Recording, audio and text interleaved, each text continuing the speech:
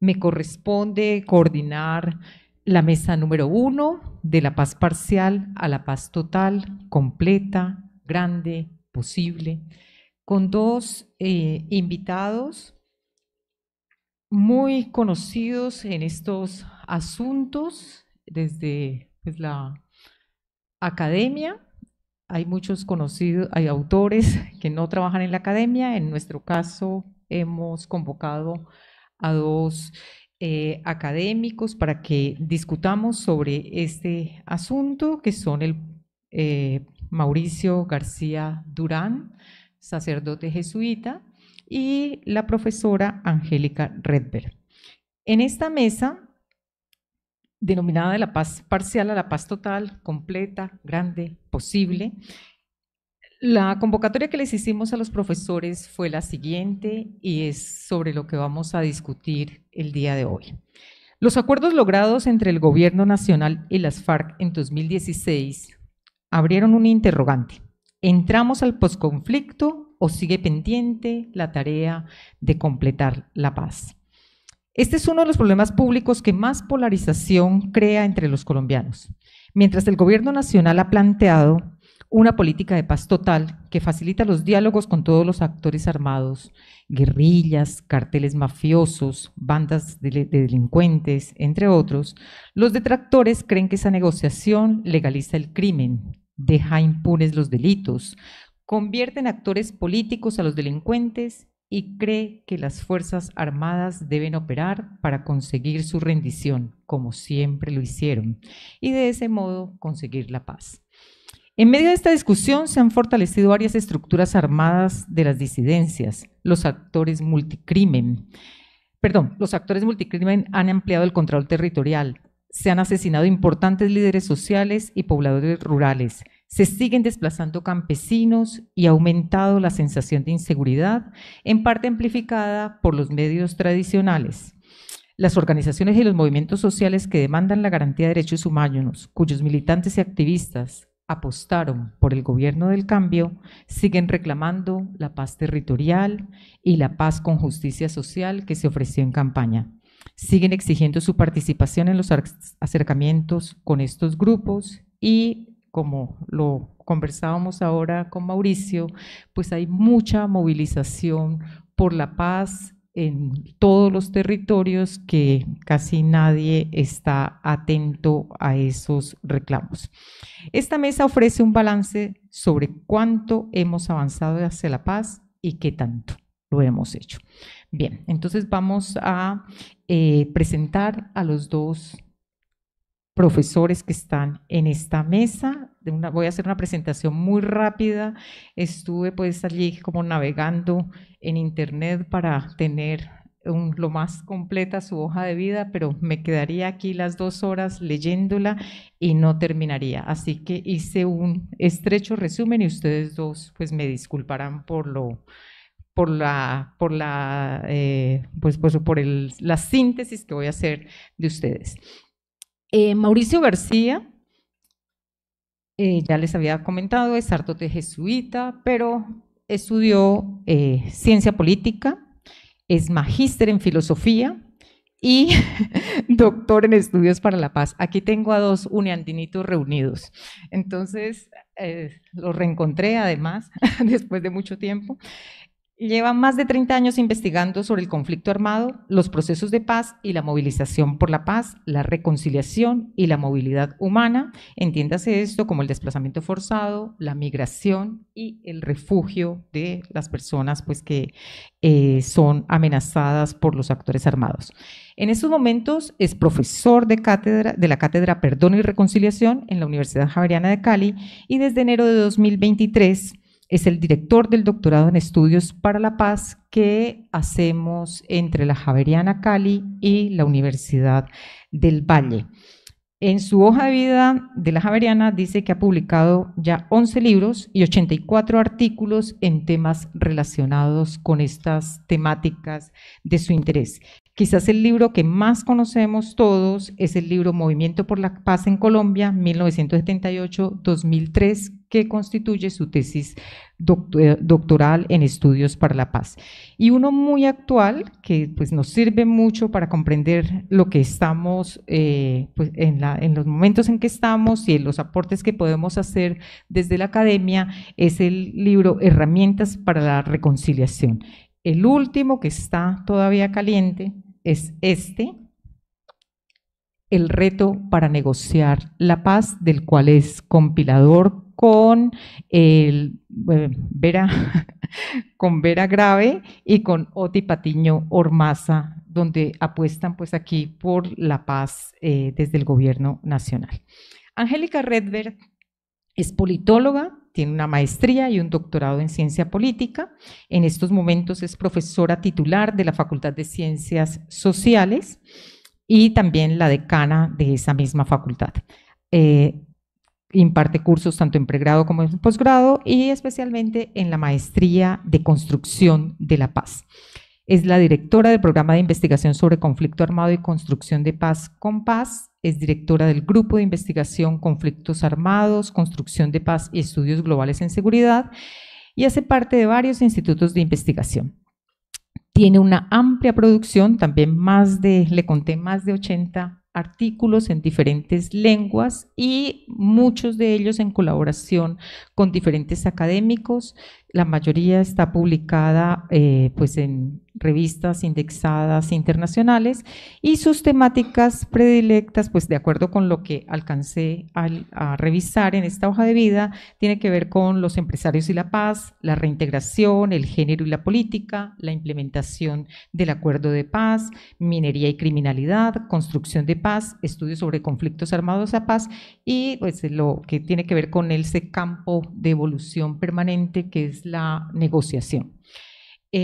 Sus libros, pues también saco algunos aquí que tienen mucho que ver con la mesa en la que estamos, Después del acuerdo y cómo va la paz en Colombia, que creo que es uno de los textos más recientes en 2 volúmenes, donde más de 40 académicos de la universidad, este es el de la Universidad de los Andes, donde más de 40 académicos de la Universidad de los Andes hablan desde diferentes perspectivas, miradas sistemáticas asociadas a la construcción y a la negociación de la paz. Hay otro sobre reconciliación, experiencias de paz en Colombia y en el mundo, otro sobre los excombatientes y el acuerdo de paz con las FARC en Colombia, el balance de la etapa temprana e implicaciones para la política pública de reintegración.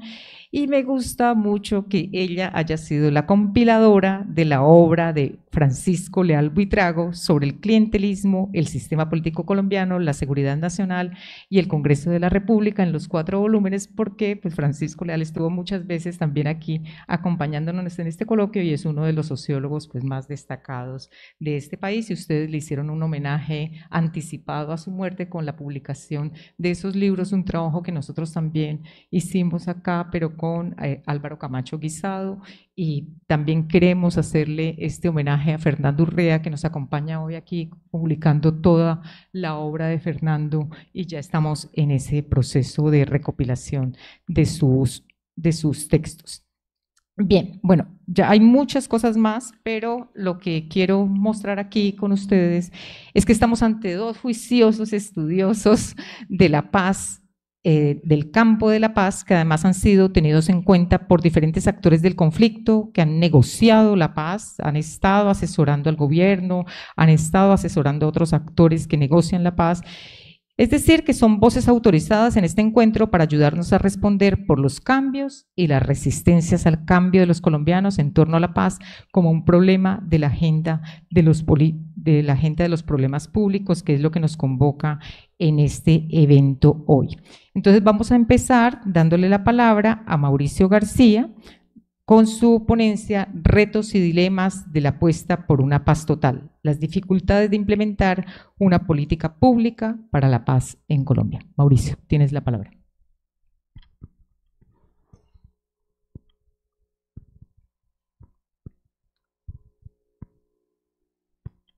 Bueno, en primer lugar yo quiero agradecer a los colegas aquí en Univalle que gentilmente me invitaron a participar en este coloquio y obviamente me pusieron a hablar de un tema que no es fácil de manejar.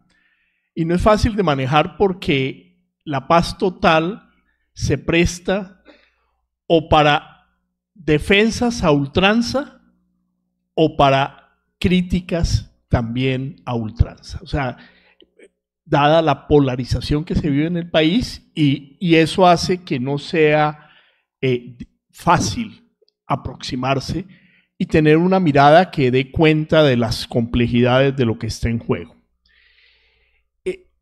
Por tanto, yo espero poder lograr tener una mirada en la medida de lo posible, lo más objetiva, y que nos permita dar cuenta de algunas de las dificultades que enfrentamos al mirar la implementación de la política de paz total.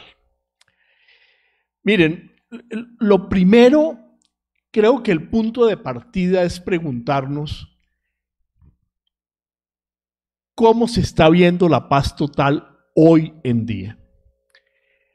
Al cumplirse los 2 años del gobierno de Gustavo Petro, en este semestre en general, pero ha habido cantidad de artículos, de análisis, de consideraciones sobre esta administración, pero particularmente sobre la paz total.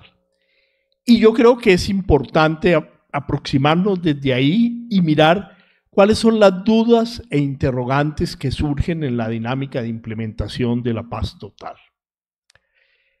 Y preguntarnos si realmente es una política pública con el riesgo de fracaso. O sea, si la política está abocada en este momento al fracaso o cuáles podrían ser los resultados de la misma. Miren, lo primero, tenemos que partir de la perspectiva inicial de Petro, de Gustavo Petro y su equipo con relación a la política de paz total. La paz total se configura para el presidente Petro como una gran consigna que articula gran parte de las propuestas de su gobierno, y aparece como una propuesta capaz de consolidar sosteniblemente los avances hacia la paz. Y yo creo que ese es el gran apuesta. En gran parte, el ideólogo detrás del tema ha sido Iván Cepeda, que ustedes conocen, y Iván Cepeda plantea, y lo planteó claramente comenzando el gobierno, de que la paz total buscaba evitar una paz fragmentada. Es decir, hacer el tránsito de paces parciales y fragmentadas con actores armados desagregados a una paz simultánea con todos los actores armados ilegales existentes. Entonces, la crítica era, hasta ahora se han hecho paces parciales. Necesitamos enfrentar todos los factores de violencia. Quedará la pregunta de si eso es posible o no lo es, pero era como la perspectiva que se planteaba en el momento de arranque.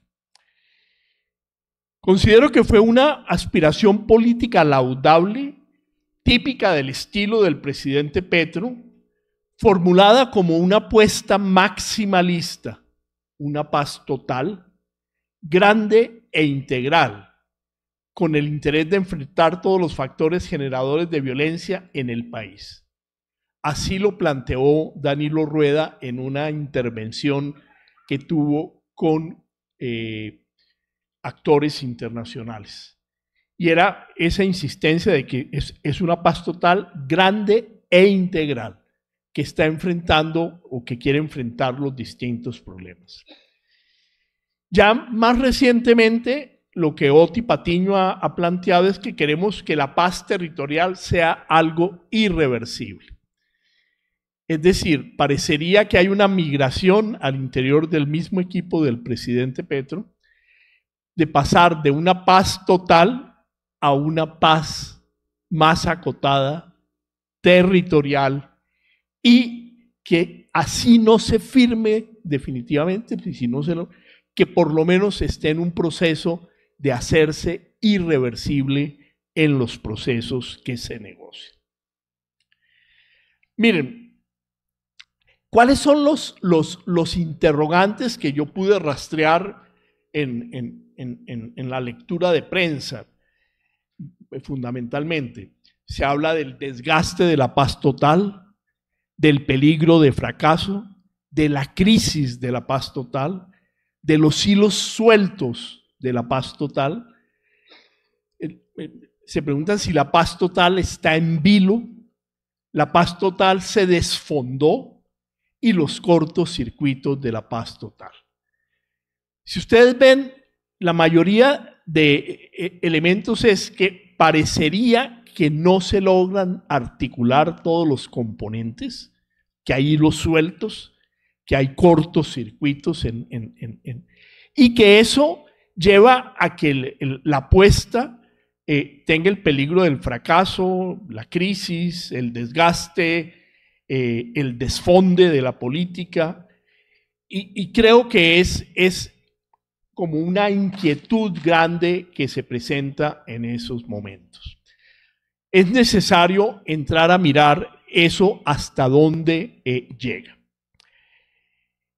Incluso el ministro del Interior, Juan Fernando Cristo, el actual ministro del Interior, ha reconocido que dicha política no tendrá éxito. Y lo decía textualmente: nosotros podemos tener todos los éxitos en la paz total, que no los vamos a tener. Yo creo que ya es claro eso, y los grupos violentos no entendieron el mensaje del presidente Petro de la mano generosa. Y entonces hay una perspectiva de reconocer, mira, aquí estamos ante un dilema. Miren, yo creo que se necesita una mirada crítica de la paz total. La paz total pasó de ser una apuesta maximalista de proyección nacional a ser en la práctica una paz parcial y fragmentada, con serios desafíos en su implementación. Y fíjense que lo irónico es que lo que se criticaba al principio y que daba origen a la política de paz total se convierte en el resultado. O sea, lastimosamente seguimos frente a una paz parcial y fragmentada.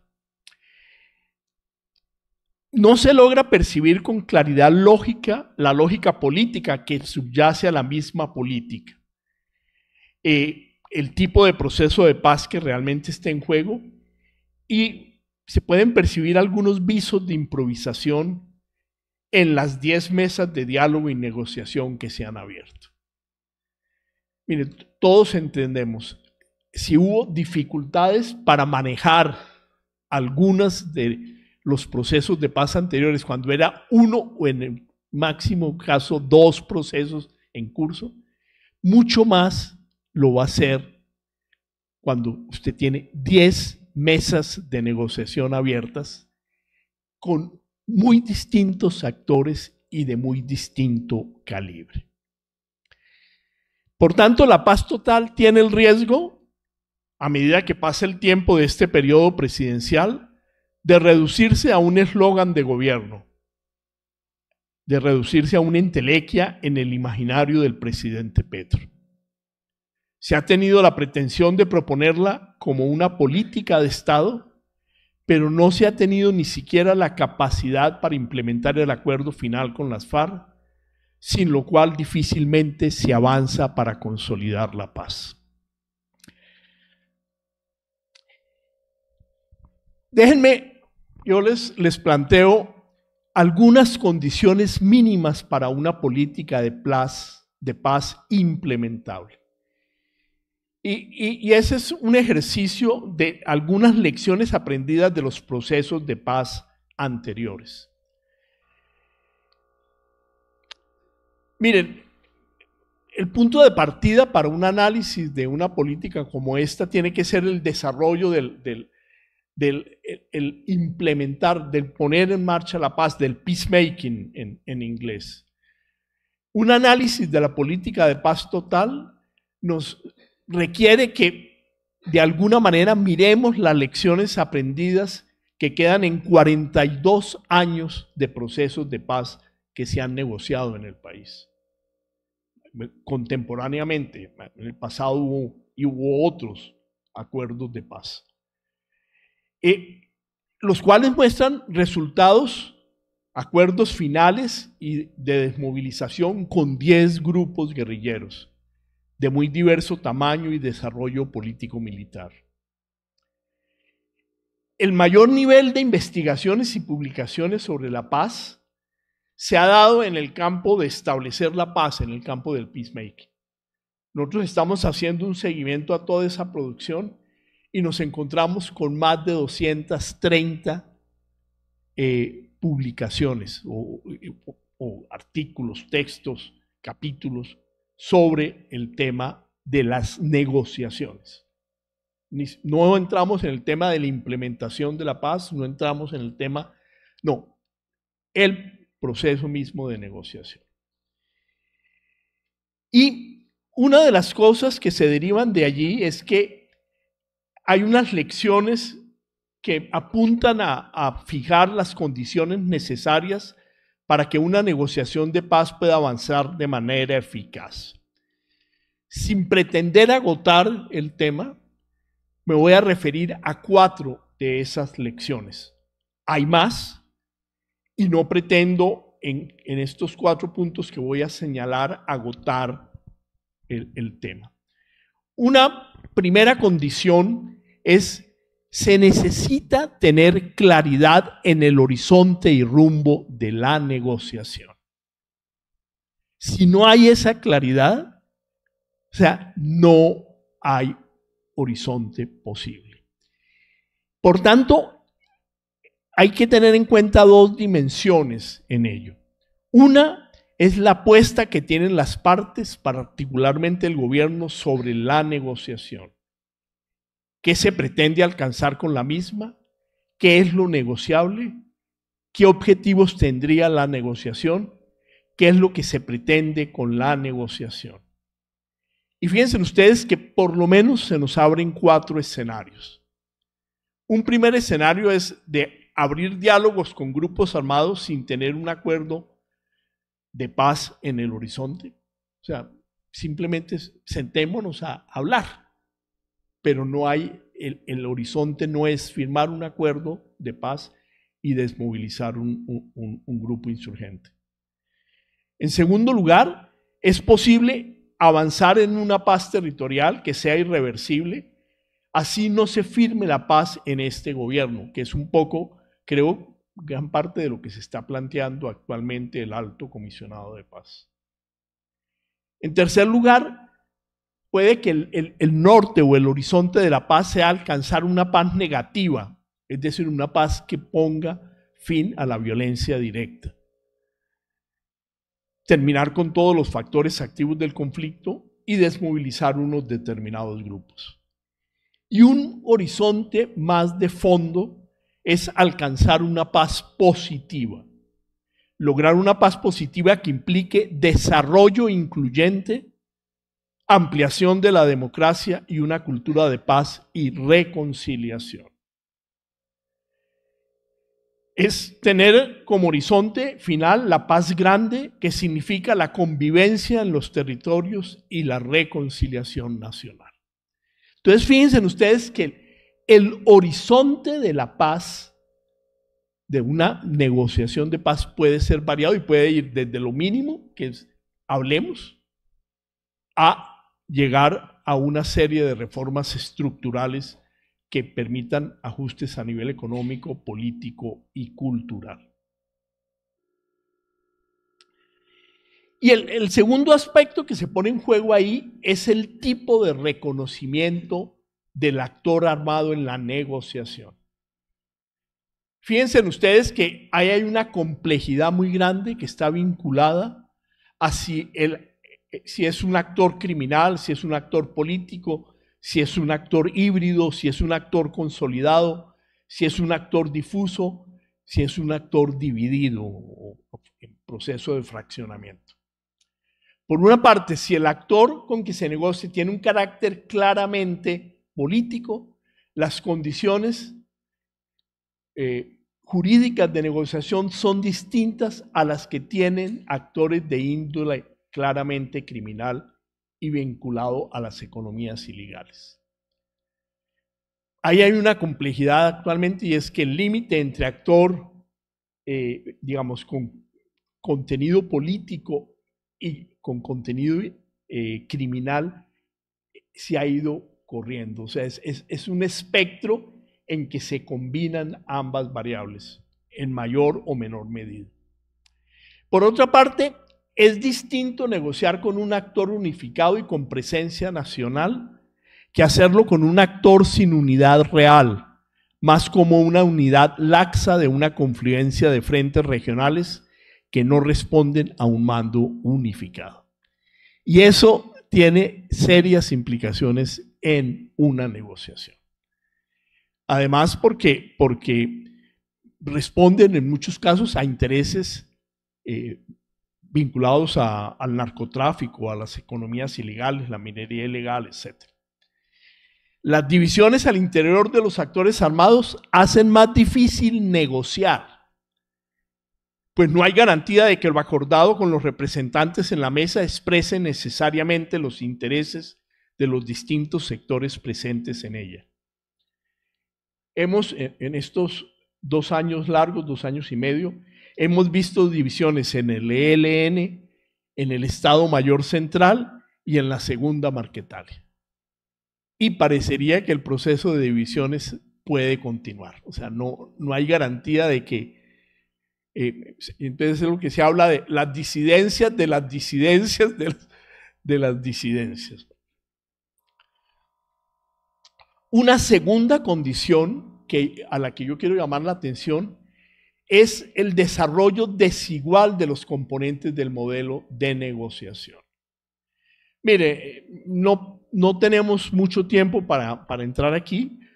Yo he listado ahí cuáles son algunos de los elementos que deben configurar un modelo de negociación, que tenga unas fases de negociación claras, que tenga un tipo de diálogos y forma de negociaciones, una construcción de la agenda, el tema de la tregua, cese al fuego o cese de hostilidades, el marco jurídico para negociar, los mecanismos de mediación y terceras partes, el lugar de la negociación, tiempos de los actores y recursos para la negociación.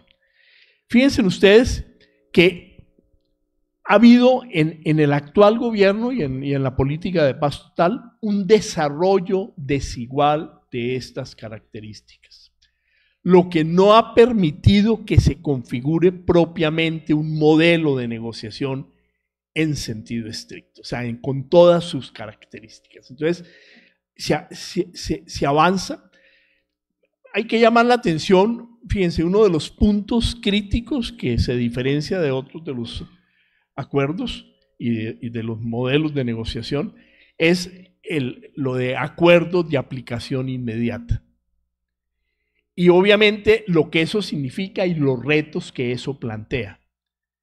Porque la gran crítica que se está haciendo en lo alcanzado con el ELN en la mesa de negociación es que se supone que son acuerdos de aplicación inmediata, pero parecería que no se están implementando. Y entonces ahí se pone digo, pues sí, se puede negociar la aplicación inmediata, pero si eso no lleva a dinámicas concretas es complicado. Por otro lado, hay un tema, y esa es una de las lecciones que viene de procesos anteriores, el tema del cese al fuego. ¿Cuáles son las condiciones para dar un cese al fuego? En los procesos anteriores, el cese al fuego fue más bien tardío. En este proceso, el gobierno presionó un cese al fuego muy temprano y prácticamente sin condiciones. Yo les tengo que decir que al ver esas características del cese al fuego, yo me sentí otra vez un poco en el proceso en el Caguán. que se entregó la zona de distensión prácticamente sin condiciones. Y todos ustedes son conscientes de lo que se derivó de ahí. Y un último elemento tiene que ver con los tiempos en la negociación. Mire, el gobierno tiene afán porque quería concretar una negociación en sus 4 años de gobierno. Los grupos armados no tienen prisa. Y entonces ahí hay un choque en las temporalidades que dificulta la perspectiva de avanzar. En este momento, y varios analistas coinciden en eso, prácticamente es imposible pensar que se va a cerrar un acuerdo con el ELN. Ya el mismo ELN lo ha dicho. Beltrán ya dijo, no vamos a firmar acuerdo de paz con Petro, porque no, digamos, los tiempos no da y la maduración que implicaría eso no permiten avanzar. Una tercera condición es el lugar de la seguridad en el modelo de negociación. El punto de partida para la administración Petro fue el tema de la seguridad humana, un planteamiento de seguridad humana. La dificultad que eso tuvo es que no ofreció unos lineamientos claros para que la operación de la fuerza pública contribuyera efectivamente a consolidar condiciones de seguridad y paz en toda la sociedad, particularmente en las zonas más conflictivas. Y eso lo que produjo es que la fuerza pública en gran medida quedó inmovilizada y acuartelada por los acuerdos de cese al fuego. Y esa fue un limitante importante a ese nivel. Y miren, habría que escarbar un poco más, pero yo tengo la hipótesis de que el gobierno utilizó la purga de los altos mandos en las fuerzas militares, arrancando fueron más de 60 generales que fueron cambiados, como una forma de presión para que los generales no se atrevieran a tomar medidas que fueran contra la política de paz. Y eso me parece que después el gobierno ha tenido que reversar de alguna manera esa posición. La política de paz ha producido una reducción de la violencia entre la fuerza pública y los grupos armados ilegales. Eso es real. Pero no ha podido reducir la violencia producto de los enfrentamientos entre los grupos armados por la disputa territorial. Ese enfrentamiento se ha disparado y no ha podido controlar las afectaciones a la población civil. Y yo creo que ese es un tema que merece atención. En estos 2 años se ha visto el aumento del control territorial de grupos armados ilegales, la consolidación de su presencia en las regiones, grupos armados fortalecidos y sin voluntad real de paz, el interés del ELN de ser sacado de la lista de grupos armados para poder reivindicar un tratamiento de actor político en el marco del DIH. Se constata, en razón de eso, un cambio en la estrategia del gobierno Petro. Y es, dado los pobres resultados en los procesos de negociación emprendidos, el gobierno se ha visto obligado a dar un timonazo en su apuesta de paz y seguridad.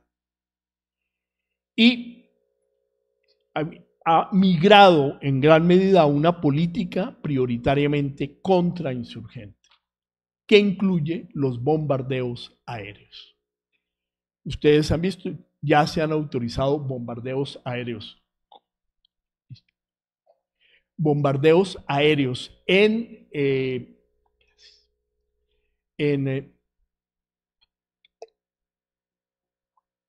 contra las disidencias, contra el Estado Mayor Central, contra Mordisco y su gente.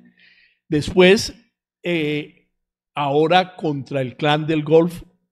Entonces, ahí hay una tensión y parecería que se esté volviendo a plantear de que hay que mostrar fortaleza militar para poder avanzar en la mesa de negociación. Y yo diría ahí, hay un paso de un lugar marginal de la seguridad en el modelo de negociación a un lugar central como elemento disuasivo en los procesos de diálogo.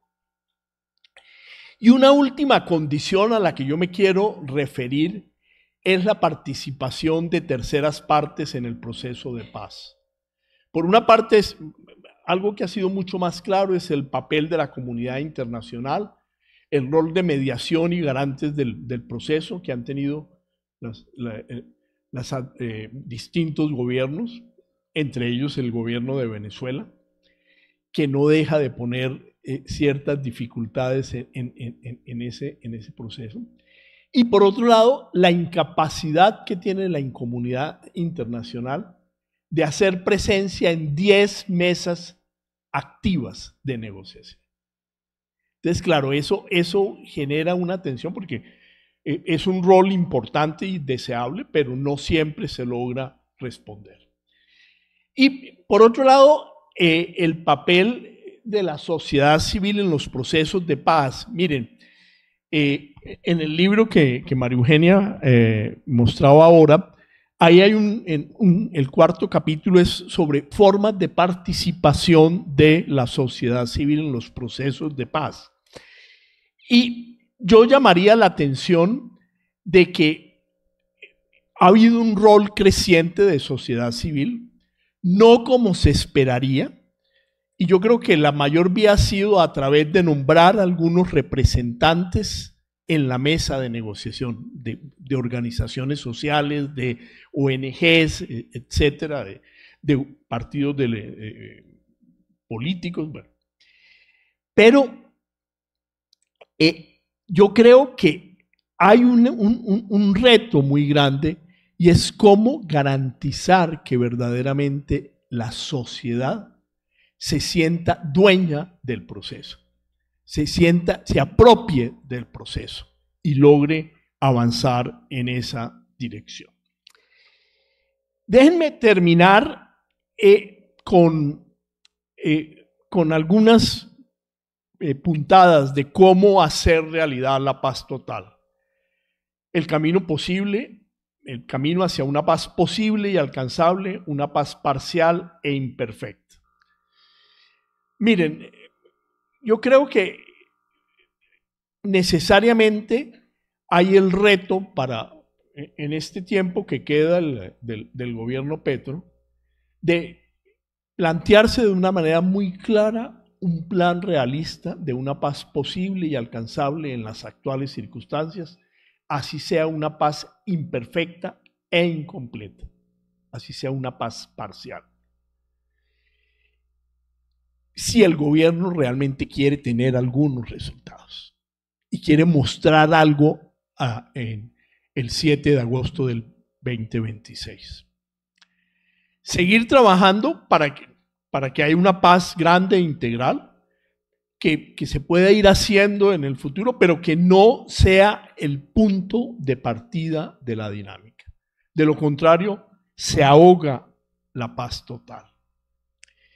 Por eso hay que cambiar de estrategia y hay que pasar de una perspectiva maximalista a una de mínimos alcanzables en la política de paz, poniendo en marcha las estrategias y acciones para que el cambio hacia la paz se haga realidad, así los resultados obtenidos sean parciales y en ámbitos territoriales específicos.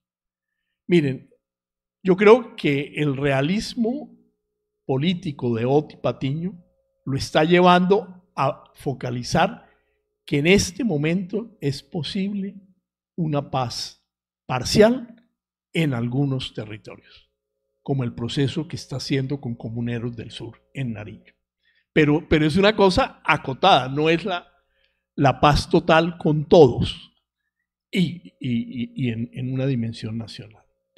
Para eso se requiere una hoja de ruta clara y realista.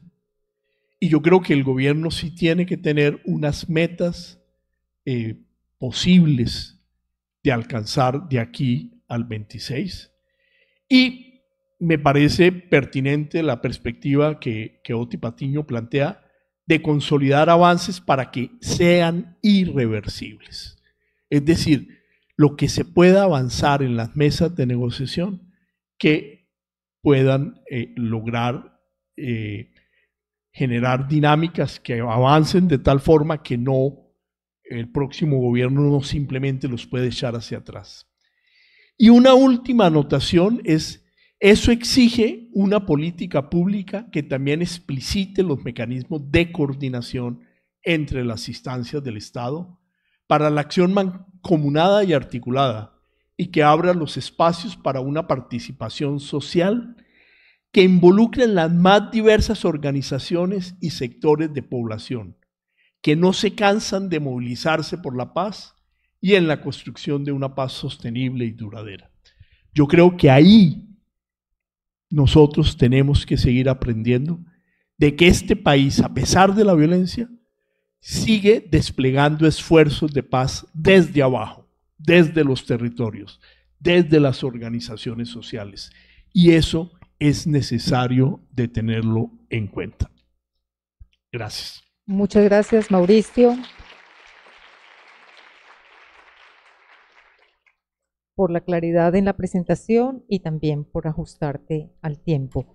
Les recordamos que los monitores han pasado unos papelitos para que ustedes escriban sus preguntas y les pido a quienes ya las hayan elaborado se las entreguen a ellos para poder irlas pues aquí como elaborando preguntas más grandes para los profes.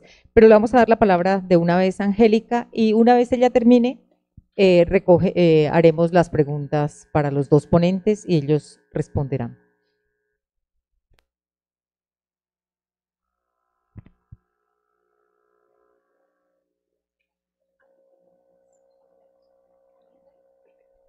Sí, señora. Buenos días.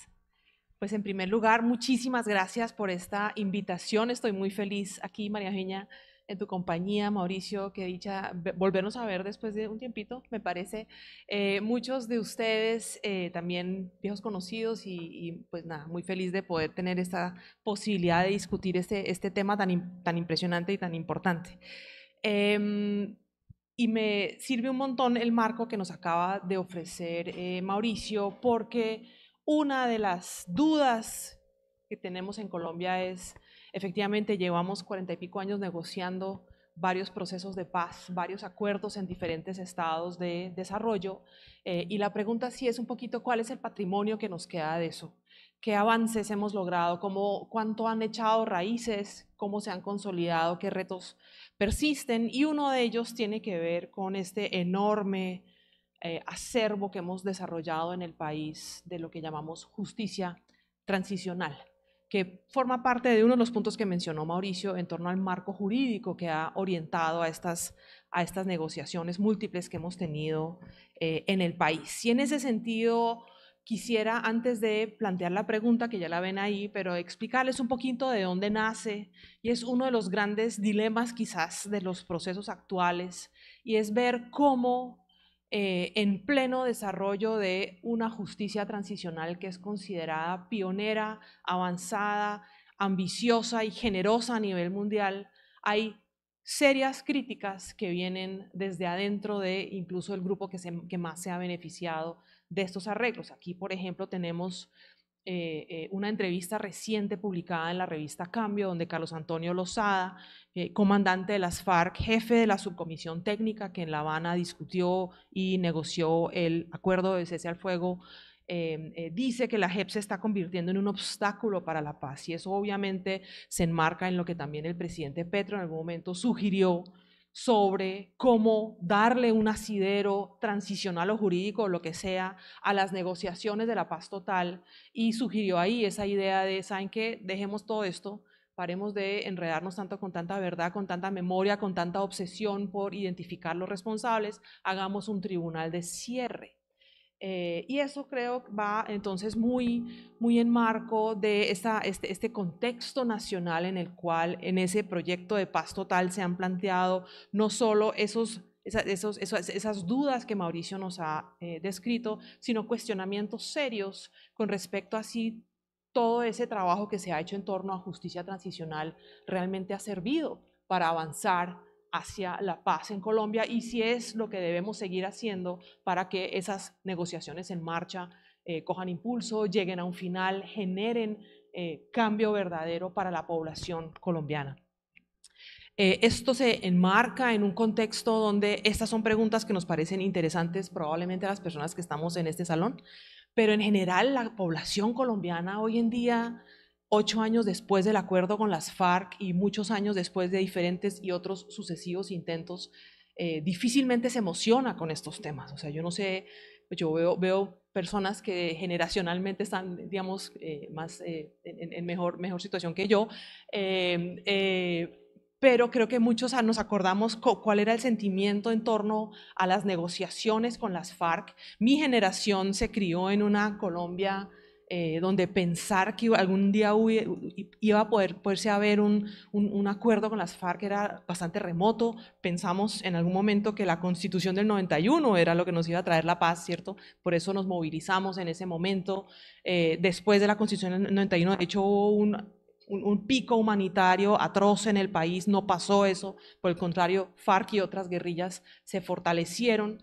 Y en ese contexto, digamos, todos esos contextos que llevaron finalmente a un acuerdo con las FARC en el 2016, pues era común la movilización, la participación, el que estos temas fueran importantes, incluso en las universidades. María Eugenia, tú hoy también mencionabas la maestría en construcción de paz de la Universidad de los Andes, nace en ese contexto porque necesitábamos un lugar para discutir un problema desde múltiples ángulos disciplinares, y esa efervescencia simplemente percibo, y me lo dicen las encuestas de opinión, ha ido decayendo. En ese sentido no somos muy distintos a otros países, eso suele ocurrir, la gente para de sentir entusiasmo por estos temas, pero sin duda eso es parte de un contexto en el cual plantear las preguntas que estoy planteando pues va a ser muy distinto. Además tenemos una realidad y es que la ley de víctimas promulgada en el 2011 ha sido ampliada en su duración, es la clásica que hacen los gobiernos cuando no saben cómo resolver un problema, ¿cierto? Es amplían la vigencia, le tiran la pelota al siguiente, porque como todos seguramente sabemos, en términos de reparación y en términos de efectividad de una ley que fue diseñada en su momento para un universo que se creía eran de 4.5 millones de personas y que hoy son 9 millones de personas, pues ha sido bastante limitada y hay enormes pendientes ahí.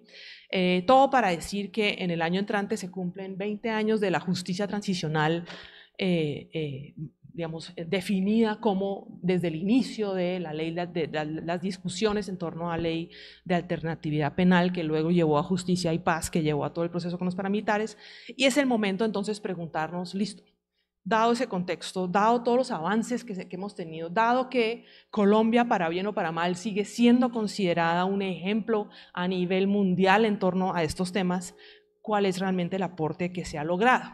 Entonces a esa pregunta nos afrontamos con un equipo de investigación compuesto por todas estas personas que ven acá y decidimos abordarlo desde una encuesta de percepción.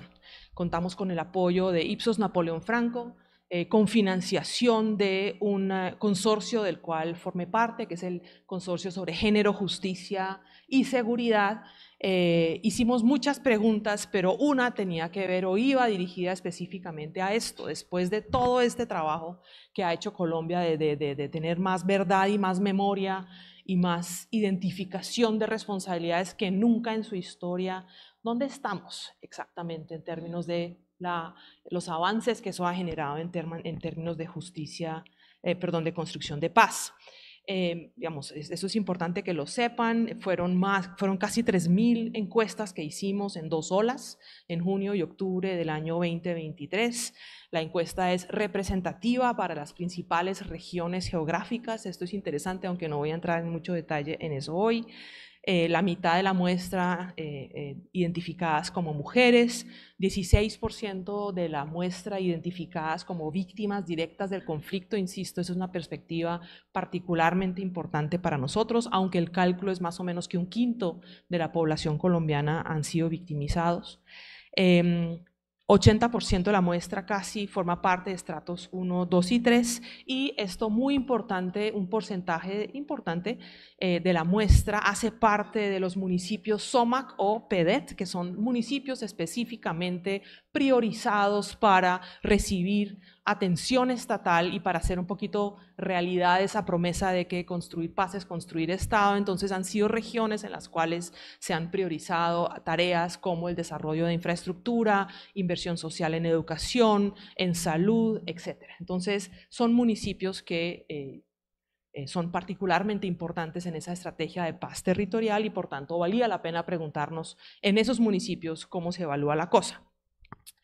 Abordamos esa pregunta de la relación entre justicia transicional y construcción de paz desde diferentes ángulos, entonces voy a básicamente ofrecerles un barrido de temas frente a los cuales hay unas opiniones de esos colombianos recogidos en esta encuesta que nos van a dar una visión, llamémosla de alguna manera, de claroscuros. Hay cosas que nos dan mucha esperanza y cosas que nos generan advertencias importantes y que, de nuevo, me remito a lo que dice Mauricio, son una oportunidad para discutir por lo menos cómo es que vamos a enderezar esto que ha sido una de las principales promesas del proceso de construcción de paz en Colombia. Y quizás arranco con una de las cifras que a mí personalmente me da siempre más duro. Este es un contraste entre una pregunta que hicimos en el 2011, cuando apenas se estaban generando rumores en torno a que iba a haber una negociación de paz con las FARC en Colombia, y la misma pregunta formulada en el 2023, 7 años después de la firma del acuerdo con las FARC. Y ahí le preguntamos a los entrevistados si el país está avanzando en la dirección requerida para que se logre un proceso de reconciliación. Noten ustedes el contraste tan importante. En azul abajo está el 70% de la población colombiana que en el 2011 pensaba que íbamos en la dirección correcta hacia la reconciliación, y cómo eso se desploma a 35%, a un tercio, un poquito más de un tercio de la población en el año 2023. Eso es importante porque nos dice, bueno, eso de dónde nace, cómo explicamos eso, cómo explicamos que tantos colombianos, por lo menos en esta muestra general, sean mucho más escépticos con respecto a que estemos avanzando en la dirección correcta. Hay obviamente matices y de esos quiero hablar también. A su izquierda ven de nuevo el mismo contraste que acabo de presentarles, pero en las barras de la derecha miran o pueden observar diferencias entre la barra azul, víctimas organizadas, víctimas no organizadas o personas que no han sido afectadas. Eso es interesante porque nos permite ver que aquellas víctimas del conflicto armado colombiano que están de alguna manera integradas en organizaciones tienden a tener una mejor opinión de si estamos o no avanzando hacia una reconciliación. Eso para mí como politóloga de, como le decía Alicia antes, formación, corazón y vocación, es interesante porque me muestra el valor que tiene la organización política para este tipo de tareas. Y claramente, de las 9 millones de víctimas registradas ante el Estado colombiano, la minoría está organizada, pero aquellas que sí lo están, por razones que quizás podemos ilustrar un poquito más a continuación, tienen una mejor opinión de si estamos yendo en la dirección correcta.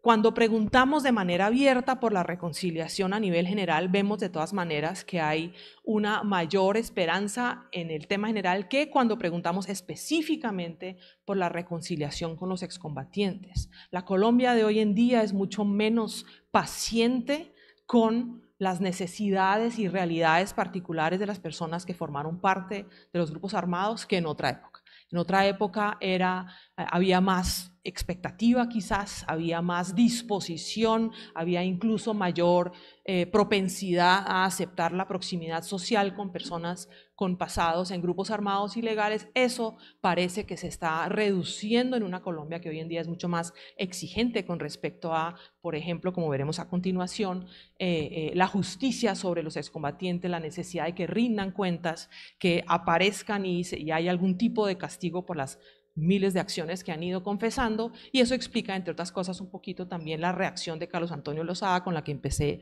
quien obviamente después de 8 años de estar rindiendo informes y explicando situaciones, espera una solución a su situación jurídica, y por el contrario lo que hay es, desde su perspectiva, cada vez nuevos casos que muestran la responsabilidad de las FARC en vez de producir cierres que les permitan a ellos avanzar en su consolidación política. Entonces lo que vemos aquí es que escepticismo y pesimismo son las respuestas dominantes en relación con si es posible reconciliarse con personas que formaron parte de grupos armados ilegales o excombatientes. Sobre el perfil de las víctimas, simplemente para que tengan claridad sobre los hechos victimizantes que se presentaron ahí, no sorprendentemente la mayoría de las víctimas incluidas en la encuesta son víctimas de desplazamiento forzado. Eso corresponde a cómo son las cifras en la realidad, más o menos 6 a 7 millones de personas, de colombianos y colombianas, están registradas como víctimas de desplazamiento forzado, pero además aparecen todas esas otras formas de nuestro repertorio atroz de victimizaciones en el país, y eso incide obviamente en la percepción que tienen las personas. Sobre responsabilidades del conflicto, esto es importante, esto no refleja realidades objetivas en el sentido de si esto recoge los datos de Medicina Legal o de la Comisión de la Verdad o de otras entidades que hayan producido información. Esto responde simplemente a la percepción de las personas que fueron incluidas, pero observen aquí cómo en el imaginario colombiano las FARC son las principales responsables del conflicto armado en Colombia, seguidos por el ELN y luego los paramilitares. Esto es muy interesante porque de alguna manera, desde el punto de vista del imaginario social, Colombia está un poquito de regreso en el momento de las marchas grandes contra las FARC, que fueron previas a las negociaciones. Pareciera que hay como como yo decía antes, como un retorno de la impaciencia con estos grupos armados y la necesidad de ver resultados concretos. Obviamente, y esto sí corresponde a lo que sabemos de los estudios, la responsabilidad del desplazamiento, que es la principal forma de victimización, va con los paramilitares, y esto no lo voy a entrar demasiado. Este tema, como mencioné antes, de la participación política, es importante para mí señalar. El 30% de las víctimas ha participado en una reunión política por lo menos una vez a la semana o al mes, comparado con un 23% de la población general. Es decir, vemos que las víctimas colombianas están un poquito más movilizadas políticamente que el resto de la población, y lo más importante, vamos a ver un poquito más a continuación, es que víctimas organizadas tienden a tener mayor capacidad de incidir o de organizar en torno a tareas concretas de política pública, interactúan más con el Estado y tienen, como veremos un poquito más adelante, una mejor opinión de las políticas de reparación. Insisto mucho en que esta variable de distinguir entre víctimas simplemente y víctimas organizadas políticamente es importante a la hora de preguntarnos cuál puede ser el impacto de la justicia transicional en la construcción de paz y en la constitución de actores políticos que defiendan el proyecto de la paz, que no solamente es un problema obviamente de los gobiernos y de los grupos armados, sino, como decía también Mauricio, requiere de alguna manera un asidero social, una comunidad, una sociedad civil que defienda, que piense, que se movilice en torno a estos temas, y claramente las víctimas organizadas han tenido ese trabajo. Hay un tema muy importante que interfiere con estas visiones sobre si la justicia transicional ha construido paz, y tiene que ver con la exposición a la criminalidad. En ese sentido, de alguna manera, intersectan pasado y presente, y voy a explicar de qué forma lo hace. En primer lugar, el 31%, o sea, un tercio de la muestra de las personas que consultamos, ha sido víctima de algún delito. Y no estoy hablando de grandes victimizaciones en el contexto del conflicto armado, estoy hablando de les robaron el celular, los atracaron en la calle, sintieron algún tipo de delito en su vida cotidiana. Muchos no denunciaron, pero lo importante aquí es que de eso se deriva que hay un elevado sentimiento de inseguridad. Y la manera en la cual esto intersecta con evaluación y sobre todo con valoración de los procesos de construcción de paz es que hemos visto que aquellas personas que se sienten más inseguras en su entorno son también más escépticas con respecto a si valoran o no el acuerdo de paz, si evalúan positivamente el avance en la construcción de paz. Y esto, insisto, es importante porque entonces resulta que cosas que parecieran no tener que ver una con la otra, como que hoy me robaron el celular, pero además de eso no quiero reconciliarme con las FARC, tienen esa relación. Es decir, un elevado sentimiento de inseguridad puede generar efectos adversos negativos sobre la disposición de las personas a evaluar positivamente procesos de justicia transicional y construcción de paz. Esto es algo que me parece importante que le prestemos atención y puede tener que ver con esas barras con las que arranqué, donde mostré que Colombia hoy es mucho más escéptica con respecto a la reconciliación, y eso puede tener que ver también con que Colombia no es que sea más insegura, pero se siente bastante insegura. Siempre es importante distinguir entre percepción y realidad, y eso tiene un efecto negativo en la valoración de la construcción de paz. Eso se refleja finalmente también en un tema de confianza en las instituciones. Preguntados por en qué tipo de instituciones confían más los colombianos, el ejército y la policía tienden a aparecer en los primeros lugares. Esto es muy impresionante porque muestra, por un lado, un poquito un legado de lo que han sido las políticas de seguridad del país, pero muestra también que ahí hay un reto gigantesco, Mauricio lo mencionaba antes.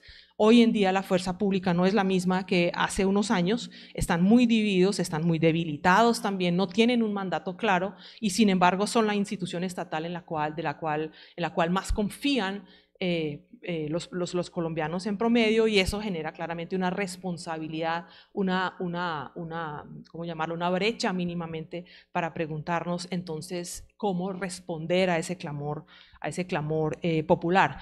Notablemente, dado lo que he mencionado antes, dado el ambicioso desarrollo de un andamiaje transicional, insisto, que es envidia para el mundo. Colombia exporta justicia transicional a otros países, cada rato nos visitan, nos miran, quieren entender cómo funciona. Los tribunales, sin embargo, lo cual incluye cosas como la Comisión de la Verdad, la JEP y las Cortes en general, tienen una valoración bastante inferior a estas otras entidades que mencioné antes. Eso, de nuevo, es un tema importante porque, insisto, a la luz de unos, esto es el aparato más espectacular que se ha desarrollado jamás en términos institucionales, pero para los colombianos promedio, los tribunales no aparecen como los grandes referentes constructores de paz.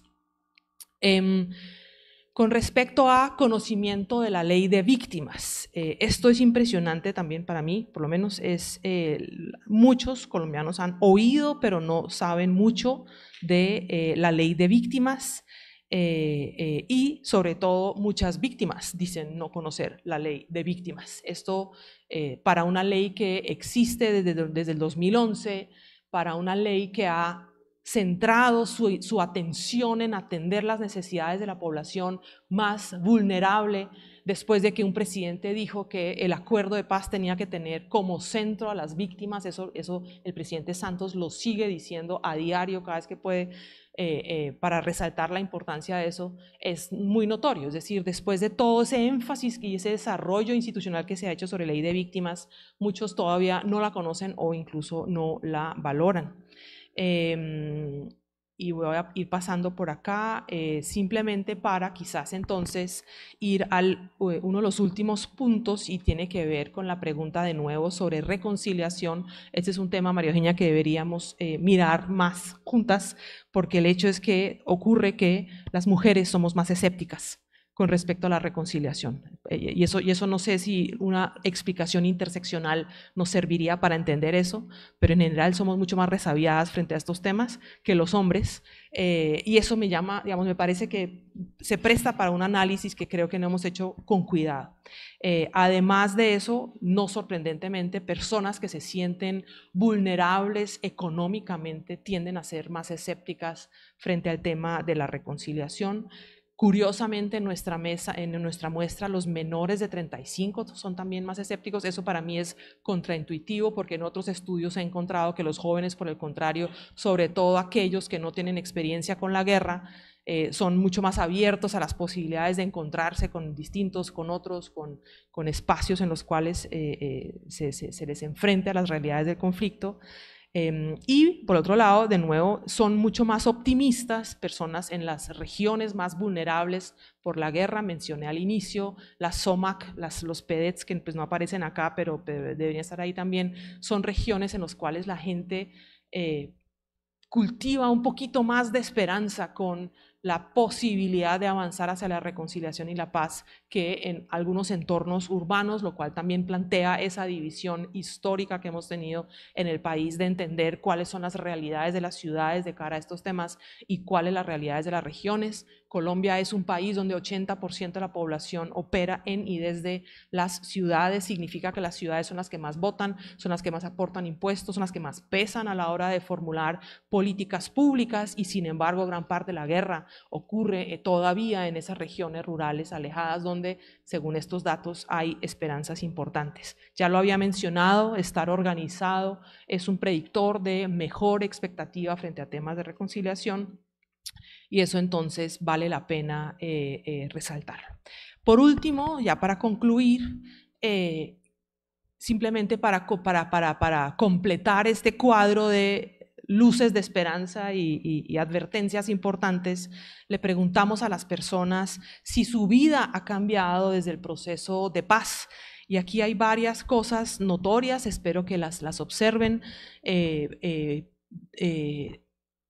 Casi un tercio de la muestra dijo que hoy sienten mayor paz, seguridad y tranquilidad, pero otro tercio dice la violencia continúa o incluso aumentó. Yo creo que esto es notorio porque muestra obviamente que hay regiones donde hoy en serio se respira un aire distinto. En ese sentido, yo me aparto de las voces catastróficas que dicen aquí no pasó nada, el acuerdo no sirvió para nada. No, yo sí creo que sirvió para cosas muy puntuales, cómo volver las FARC partido político, cómo generar más verdad y memoria que nunca, cómo mantener esa esperanza viva para el mundo, pero evidentemente el hecho de que en regiones muy puntuales, algunas vecinas de Cali, pienso en toda la región del Cauca, buena parte del Pacífico, una buena parte del sur, algunas regiones en el Catatumbo, en la frontera con Venezuela, pues evidentemente la promesa de la paz no se ha materializado y se observa claramente en estos datos.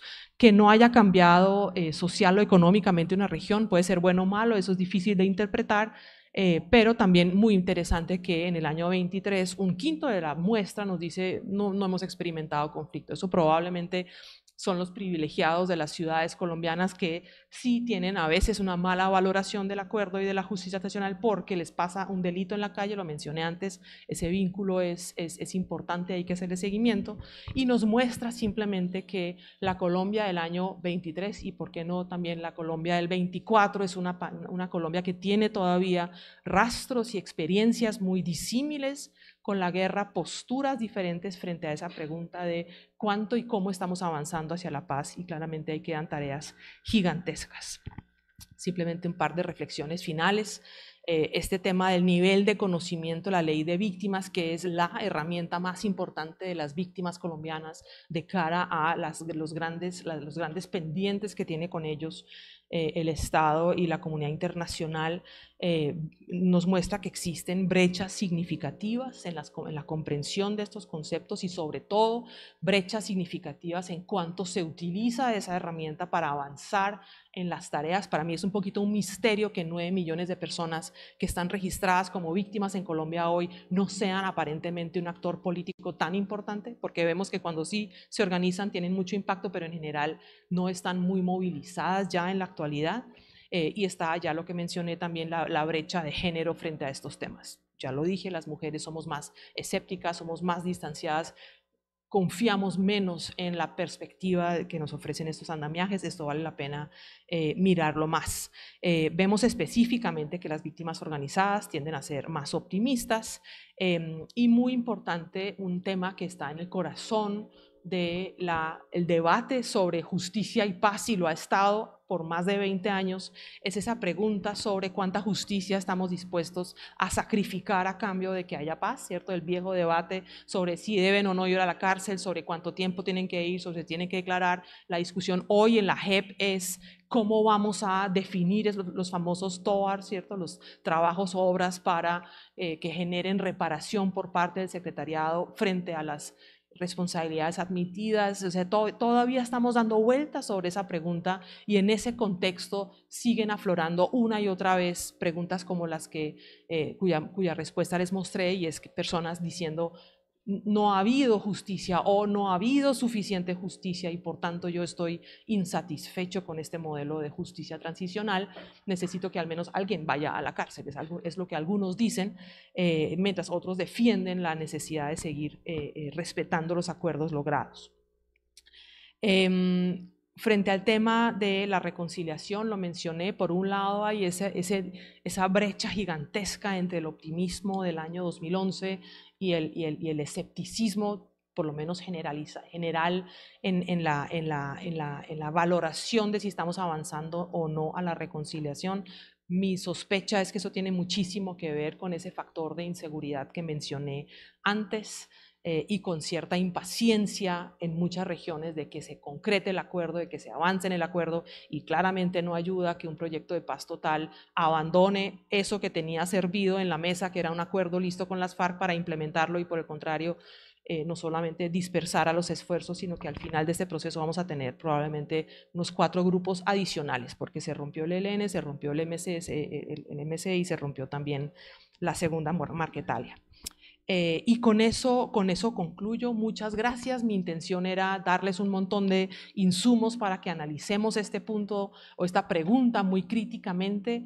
Es una pregunta importante para Colombia. Insisto, Colombia desde el punto de vista internacional sigue siendo considerada un ejemplo para el mundo porque se metió en un proyecto que otros envidian.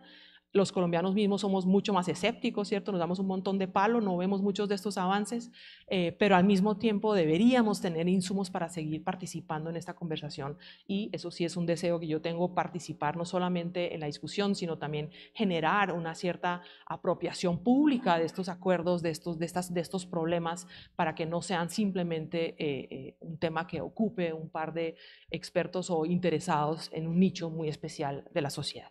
Muchas gracias.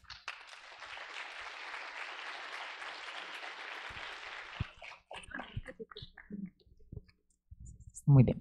Bueno, muchas gracias a los ponentes por sus consideraciones y también por ajustarse al tiempo. Vamos entonces ahora a hacerles algunas preguntas que vienen del público y algunas que yo también voy a incorporar para que la discusión sea planteada aquí ante los asistentes. Bueno, hay una pregunta que es para ambos y que creo que es la que más se ajusta a lo que tiene que ver con el coloquio.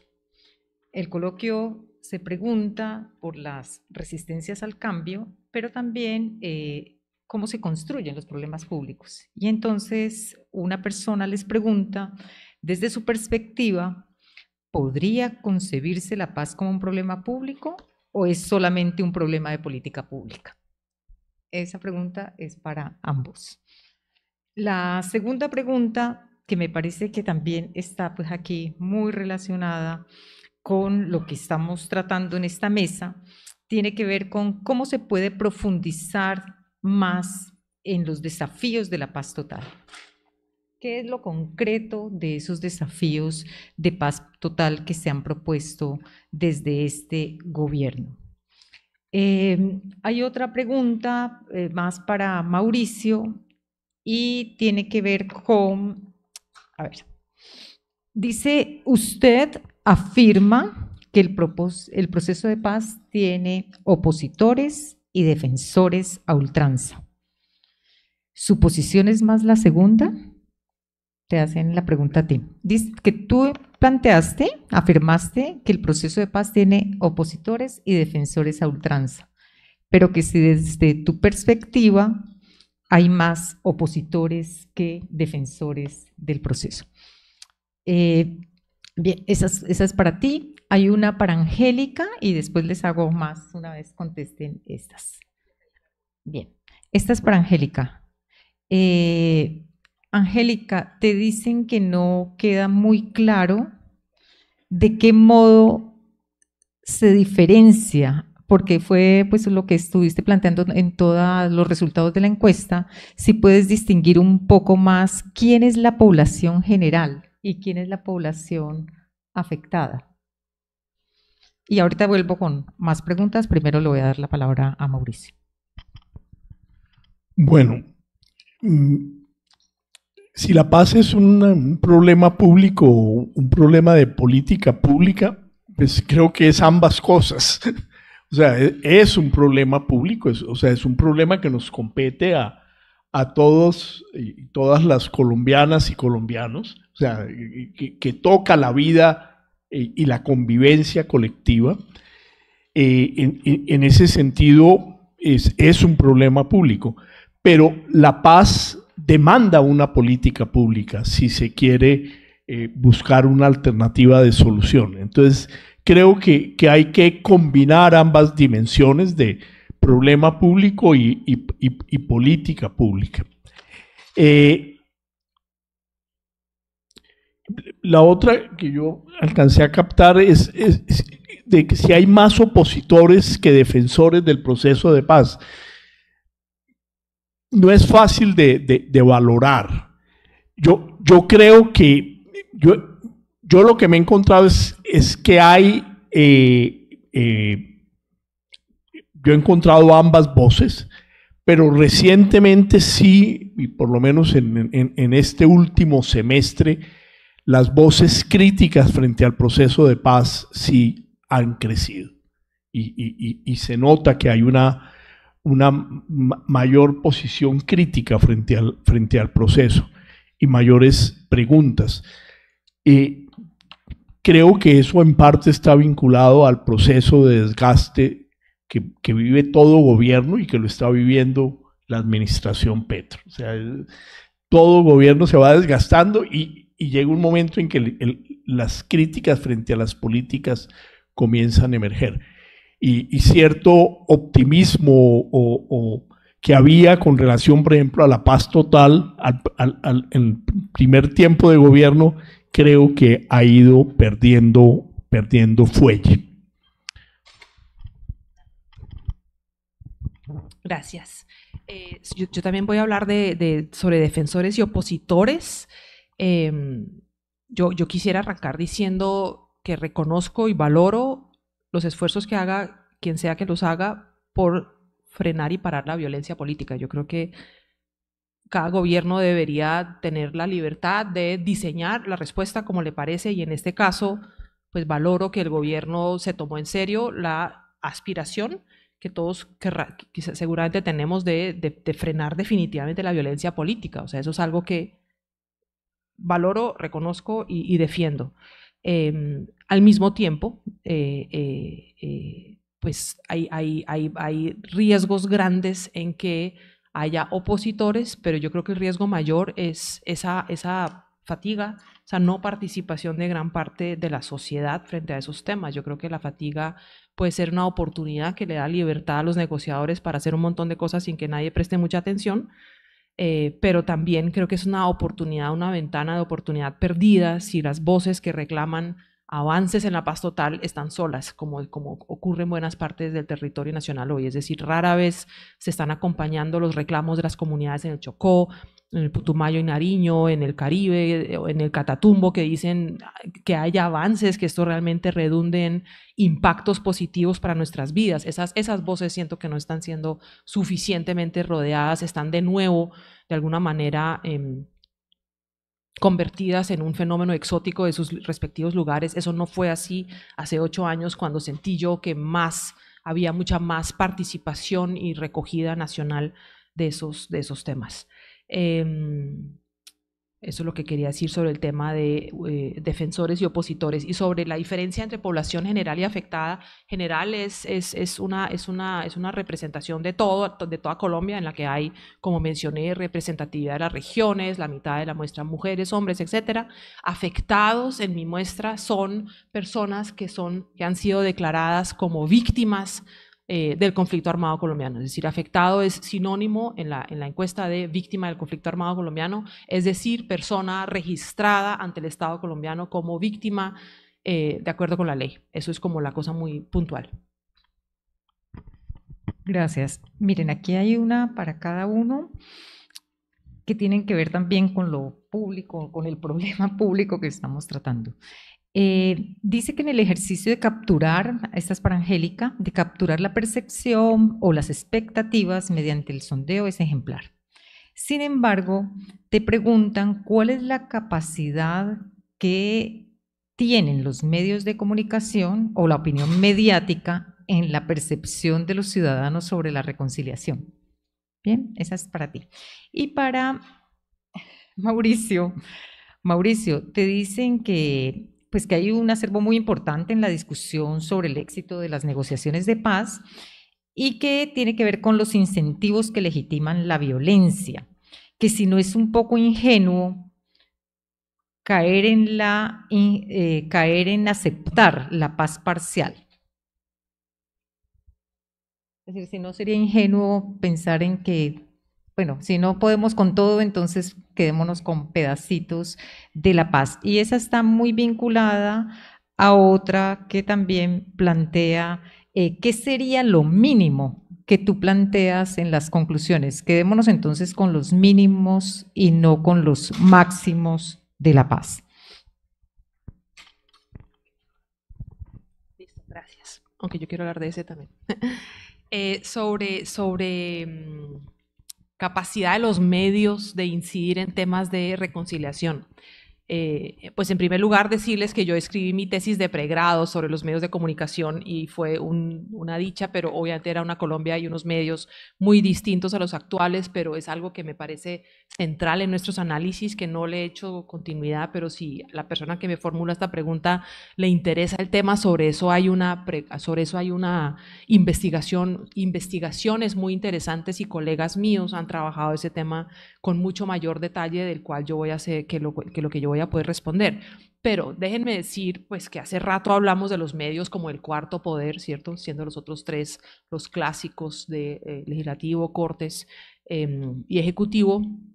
Y eso tiene que ver con que, y eso lo sabemos todos, la narrativa que se promueve, la línea editorial que se privilegia, los hechos que se realzan y aquellos que se ocultan, evidentemente cuentan historias de una forma y no de otra. Y sí, tanto los poderes económicos y políticos como casi que cualquier poder cultural en Colombia hoy es consciente de la importancia de contar con los medios, para bien y para mal. Y eso sí que se ha aumentado con el impacto de las redes sociales, que por un lado han sido una fuente de democratización de la información y cómo se circula, ¿cierto? Yo me reía ahorita con mis colegas del panel que, digamos, esto de tomarnos fotos e ir reportando lo que estamos haciendo es ser medio de comunicación también. Estamos todos hoy en día comunicando y eso es una manera de democratizar la información que circula.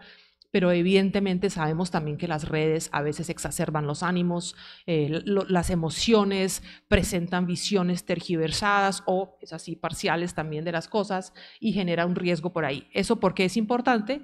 Porque pueden ser herramientas necesarias de la reconciliación, por ejemplo, obligándonos a entender historias de vida distintas, comprender las historias de vida en toda su complejidad. Con eso se hicieron muchos avances en su momento, por ejemplo, a la luz de las necesidades de explicar los procesos de los excombatientes. Eso fue muy importante, incluso se diseñaron en su momento telenovelas, que eso sí que se consume masivamente, sobre vidas de estas personas, que generó una cierta comprensión de por qué alguien toma en algún momento de su vida la decisión alzarse en armas.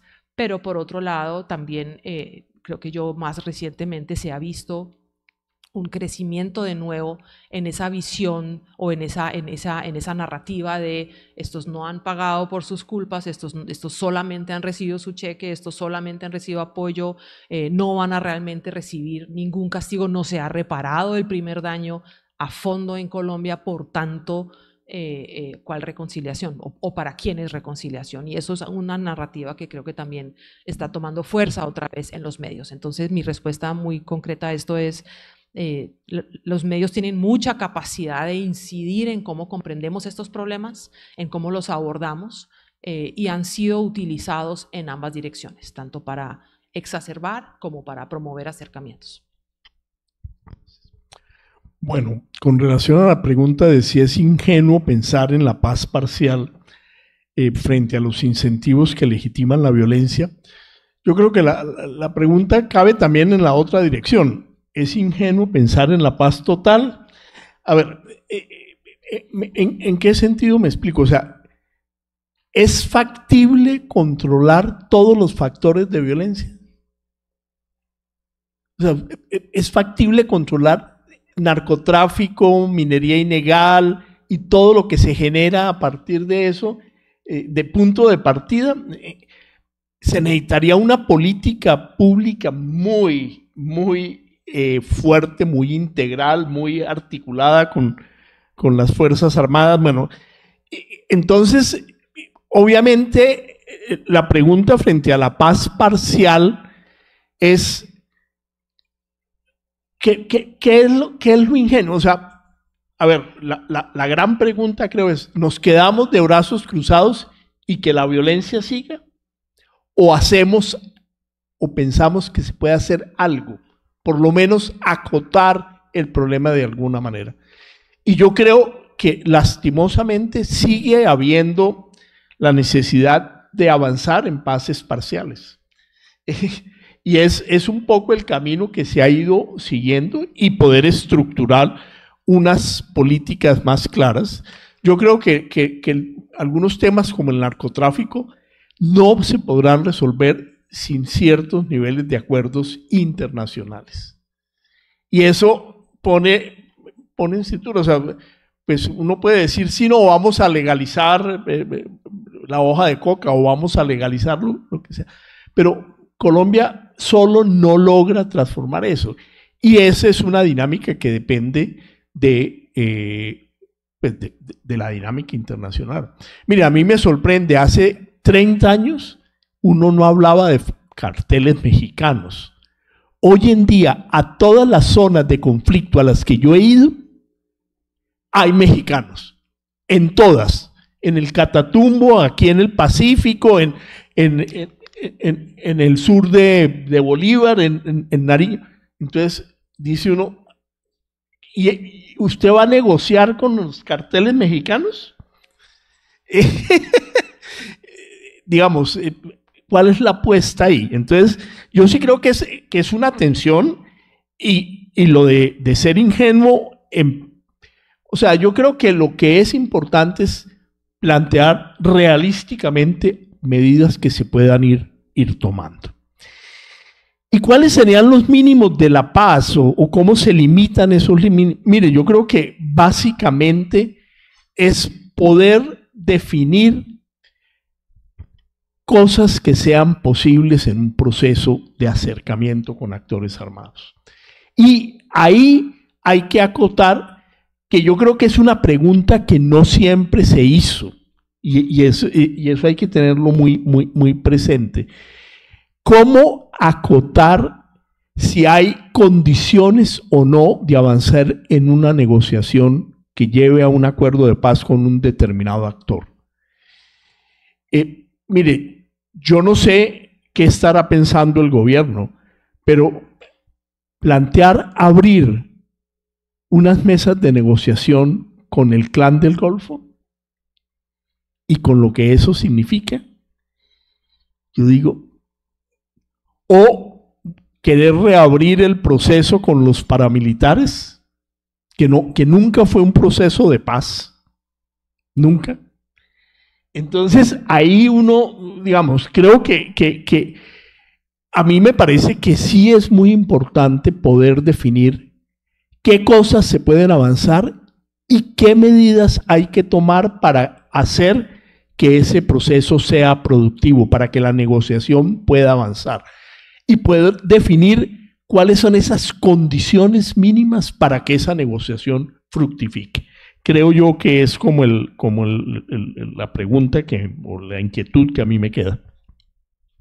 Bueno, muchas gracias. Voy a hacer dos consideraciones que me gustaría que ustedes discutieran. Y es que, bueno, como lo planteó Alicia en su conferencia central, pues aquí parece, Alicia, que en este problema de la paz las arenas son mucho más movedizas que en otros asuntos de los problemas públicos. Pues ustedes han escuchado las dos ponencias y aquí, dependiendo de qué actor enuncie el problema de la paz, pues habrá distintas consideraciones de cómo resolverlo. También cuando se muestra en la encuesta la percepción de las víctimas de quién es el actor que debe responder por esos problemas, allí surgirían nuevas posiciones acerca de cuál es el asunto más urgente o el asunto que conduciría a tener una sociedad diferente a la que tenemos. Allí pues estoy tratando también de coger varias de las preguntas que han hecho las personas que enviaron sus papelitos. Hay las preguntas que siguen pues aquí en la mesa tendrían que ser cómo definen este problema diferentes actores. Entonces me gustaría que Mauricio nos ayudara a entender cómo lo definirían las víctimas, Mauricio. ¿Cómo definen ese problema público, las víctimas a las que tú insistentemente llamas a los académicos, pero también al gobierno nacional a considerar en el problema? Lo señalaste incluso en tu conclusión final, ¿cierto? Aquí se construye todos los días paz desde abajo. ¿Cómo definen esas víctimas ese problema público? Y dado que Angélica mostró, y aquí también hay una pregunta acerca de eso, mostró cómo la policía y el ejército son los actores mejor valorados en la encuesta, cómo ellos también posicionarían este problema como un problema o un asunto público. Y ya una de las respuestas que le daría a la interpelación que me hizo Angélica sobre las mujeres, creo que también hay una respuesta y tiene que ver con el modo en que nosotros hemos pues estudiado también la formación de las víctimas, ¿no? Entre mejor formadas están las víctimas y mejor acercamientos tienen también a los planteamientos de las ONGs, de las agencias, incluso del mismo gobierno, en esa formación de las víctimas, pues hay mayor confianza en que se pueden hacer cambios, transformaciones en la sociedad. Pero la gente que se empieza movilizando, como lo vimos durante el denominado estallido social en Cali, todos éramos unos, todos somos iguales, todos salimos a la calle y rápidamente las organizaciones de mujeres se convencieron que las luchas deberían ir por separado. Cuando empezó toda la violencia contra las mujeres por parte de los mismos manifestantes, por parte de los colegas, de los amigos, de los panas, de los parces, de todas estas personas, creo que también allí como hay una incredulidad por parte de estas mujeres en cómo los cambios no solamente son políticos, sino que todavía tenemos que trabajar mucho en los cambios culturales. Creo que por allí hay unas respuestas que también desde el grupo de investigación nuestro, desde Acción Colectiva y Cambio Social, se han ido planteando acerca de esas incertidumbres que tienen las personas que se movilizan en el país.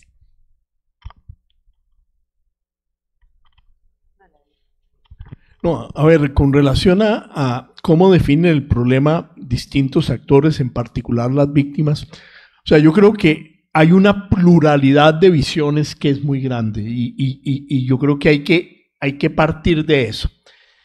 Yo que me he encontrado, yo creo que las víctimas en general enfrentan un dilema. Hay un dilema que quieren la paz, o sea, que quieren que haya una situación distinta a la de la violencia que están padeciendo, a la de la inseguridad que están viviendo, a la afectación que están teniendo.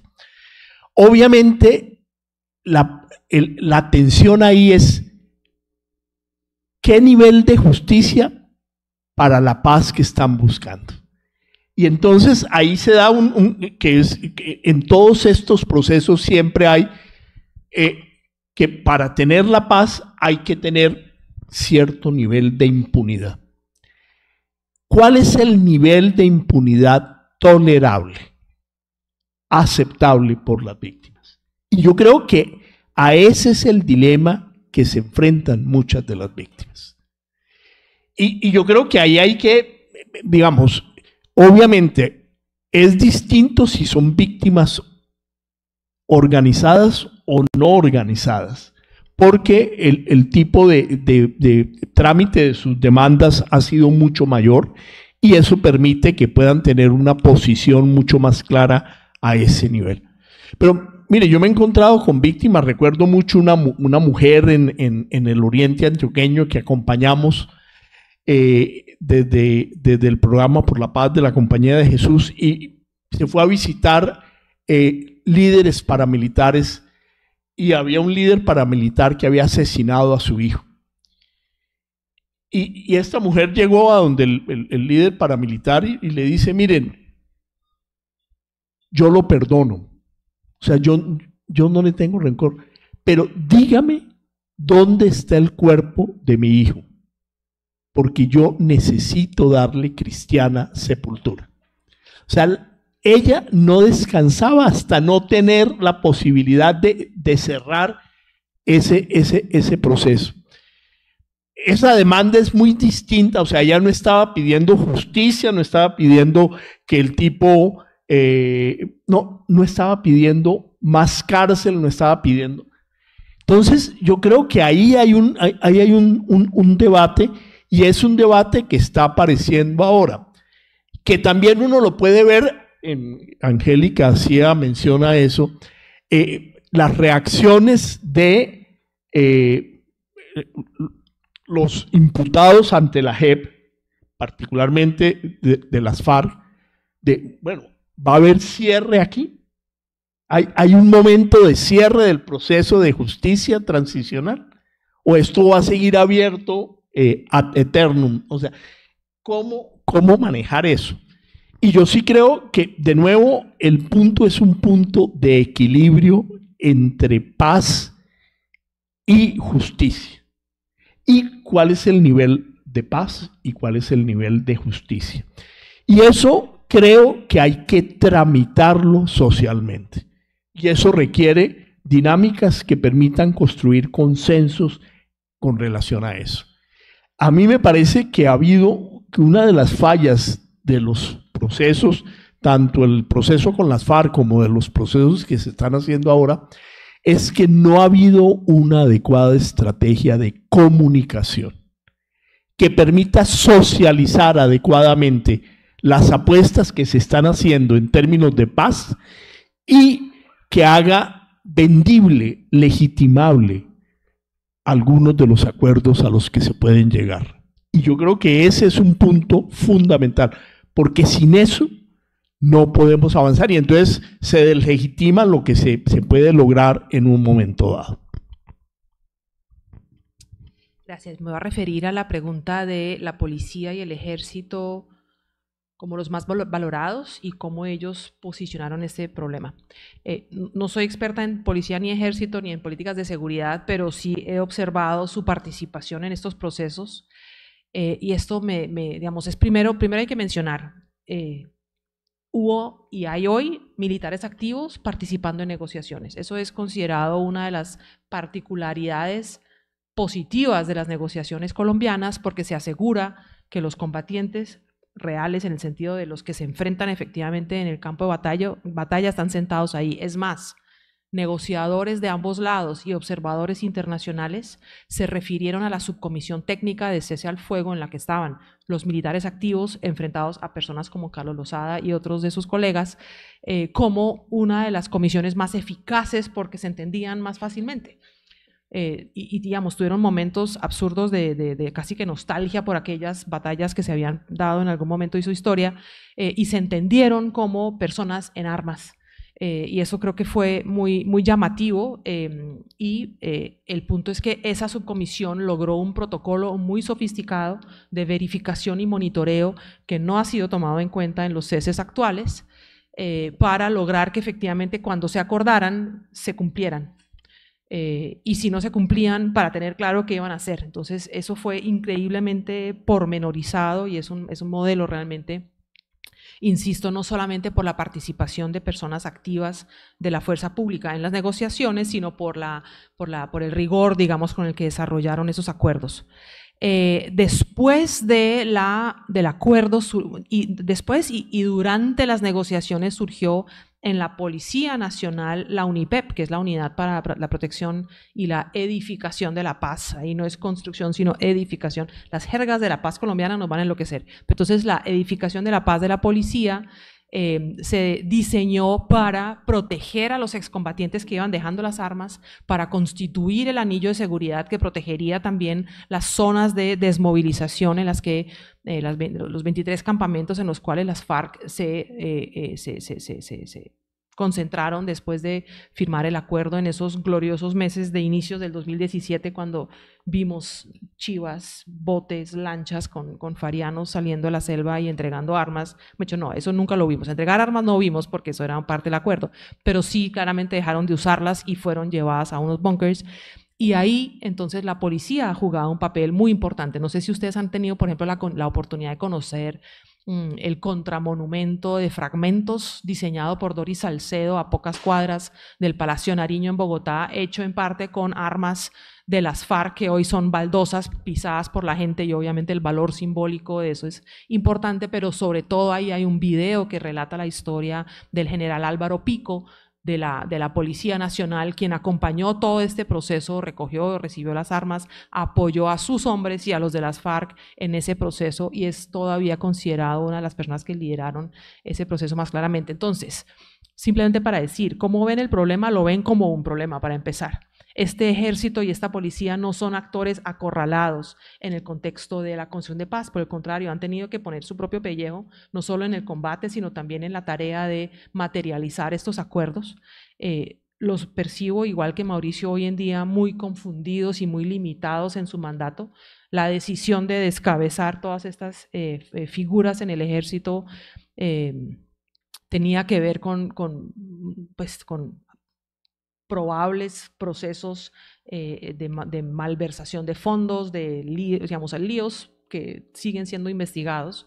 Y en ese sentido, digamos, se justifica hasta cierto punto, pero claramente acabó con una experticia y una capacidad técnica y un vigor político que tenían esas fuerzas que las deja muy mal paradas de cara a los retos actuales. Eso no ha significado que se aparten porque, insisto, siguen participando en las negociaciones. Es decir, muy en resumidas cuentas, lo vieron entonces y lo ven hoy como un problema público. Muchas gracias.